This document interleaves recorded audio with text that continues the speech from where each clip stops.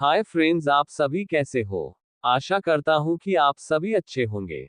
आपका हमारे channel VK Jatol classes में स्वागत है।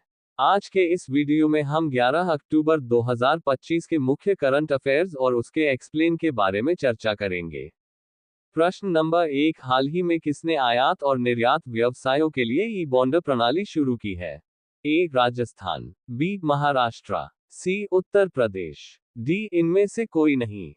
दोस्तों, आपका सही answer option number B Maharashtra होगा।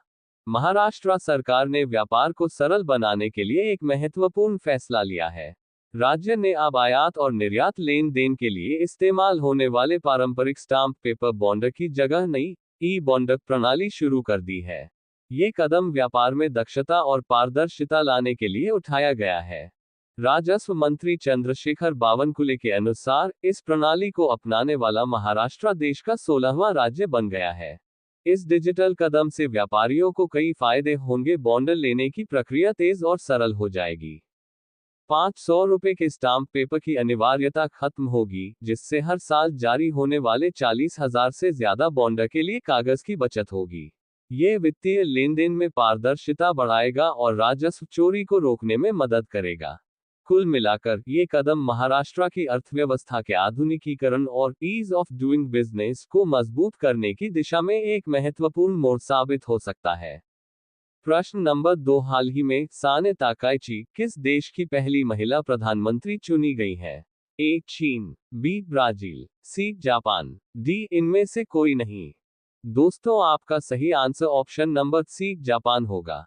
जापान की सत्तारूढ़ लिबरल डेमोक्रेटिक पार्टी एलडीपी ने 4 अक्टूबर 2025 को साने ताकाइची को अपना नया नेता चुना, जिससे वह देश की पहली महिला प्रधानमंत्री बनने की राह पर है। वह 15 अक्टूबर को आधिकारिक तौर पर प्रधानमंत्री पद की शपथ लेने वाली है। ये नेतृत्व परिवर्तन पिछले महीने प्रधानमंत्री शिगेरू इशिबा के इस्तीफे के बाद हुआ है। ताकाइची को पूर्व प्रधानमंत्री शिंजो आबे की करीबी शिष्या माना जाता है।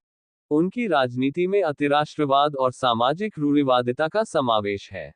वह चीन का मुकाबला करने के लिए जापान की सैन्य क्षमताओं को मजबूत करने पर जोर देती है। उन्होंने पार्टी नेतृत्व के लिए हुए चुनाव में कृषि मंत्री शिंजिरो कोइजुमी को हराकर यह जीत हासिल की है। साने ताकाइची की यह जीत जापान के लिए एक नया अध्याय है और ये देश की राजनीति में दक्षिणपंथी विचारों की बढ़ती पकड़ को भी दर्शाती है। प्रश्न नंबर 3, नई दिल्ली में आयोजित 2025 आईएसएसएफ जूनियर वर्ल्ड कप में किस देश ने पदक तालिका में शीर्ष स्थान हासिल किया? ए भारत, बी सिंगापुर, सी भूटान, डी इनमें से कोई नहीं।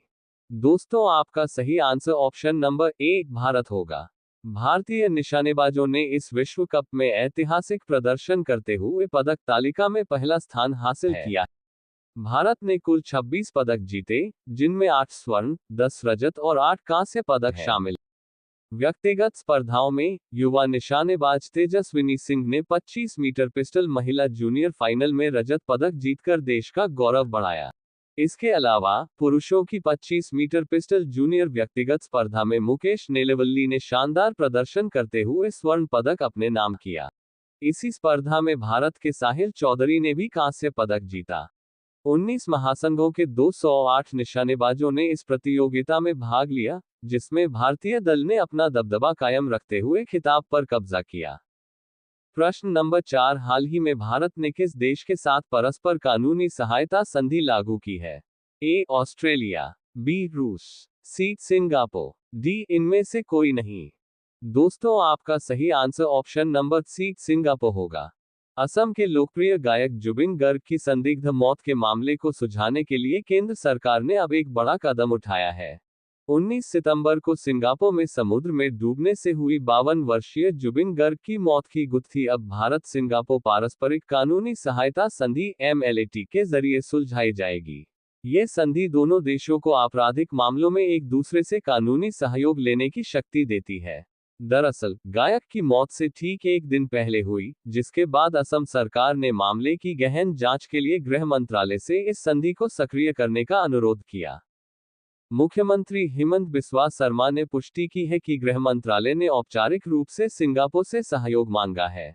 असम पुलिस की 10 सदस्यीय स्पेशल इन्वेस्टिगेशन टीम एसआईटी भी गठित की गई है और 2 अधिकारी सिंगापुर पहुंच चुके हैं। ये संधि कैसे काम करेगी? इस संधि की मदद से भारतीय जांच एजेंसियां सिंगापुर से जरूरी सबूत, गवाहों के बयान, फोरेंसिक रिपोर्ट और सीसीटीवी फुटेज जैसे अहम दस्तावेज जुटा सकेंगी, ताकि जुबिन गर्ग की मौत की सच्चाई सामने लाई जा सके और न्याय सुनिश्चित हो सके। प्रश्न नंबर 5, हाल ही में गुजरात तट के करीब पहुंचने वाले चक्रवात शक्ति का नाम किस देश ने रखा है? A Bharat, B Nepal, C Sri Lanka, D इनमें से कोई नहीं। दोस्तों, आपका सही answer option number C Sri Lanka होगा। प्रश्न नंबर 6, हाल ही में केंद्रीय वित्त मंत्री निर्मला सीतारामन ने गुजरात के गांधीनगर से किस अभियान की शुरुआत की है? ए वित्त साक्षरता अभियान, बी आपकी पूंजी आपका अधिकार अभियान, सी आर्थिक सशक्तिकरण अभियान, डी इनमें से कोई नहीं। दोस्तों, आपका सही आंसर ऑप्शन नंबर बी आपकी पूंजी आपका अधिकार अभियान होगा। केंद्रीय वित्त मंत्री निर्मला सीतारमण ने आपकी पूंजी आपका अधिकार राष्ट्रव्यापी अभियान की शुरुआत की है। इस 3 महीने तक चलने वाले अभियान का मुख्य उद्देश्य लोगों को उनकी लावारिस वित्तीय संपत्तियों के बारे में जागरूक करना और उन्हें वापस दिलाना है। वित्त मंत्री ने बताया कि बैंकों और नियामकों के पास कुल 1.84 लाख करोड़ रुपए की वित्तीय संपत्तियां बिना दावे के पड़ी हैं। इन संपत्तियों में पुरानी जमा राशि, बीमा भुगतान, लाभांश, शेयर और म्यूचुअल फंड की आय शामिल है। सीतारमण ने लोगों को भरोसा दिलाते हुए कहा है कि सरकार इन पैसों की संरक्षक है और यह राशि पूरी तरह सुरक्षित है। उन्होंने अधिकारियों को अवेयरनेस, जागरूकता, एक्सेस पहुंच और एक्शन कार्रवाई के सिद्धांत पर काम करने का निर्देश दिया है, ताकि यह सुनिश्चित किया जा सके कि यह पूंजी अपने असली हकदारों तक पहुंचे। यह अभियान उन सभी लोगों के लिए एक बड़ा मौका है जो सही दस्तावेज दिखाकर अपनी पुरानी, भूली हुई या लावारिस संपत्तियों का दावा करना चाहते हैं। प्रश्न नंबर 7, हाल ही में जारी हुरुन रिच लिस्ट 2025 में कौन शीर्ष पर रहे हैं? ए मुकेश अंबानी, बी गौतम अदानी, सी रोशनी नादर मल्होत्रा, डी इनमें से कोई नहीं। दोस्तों, आपका सही आंसर ऑप्शन नंबर ए मुकेश अंबानी होगा।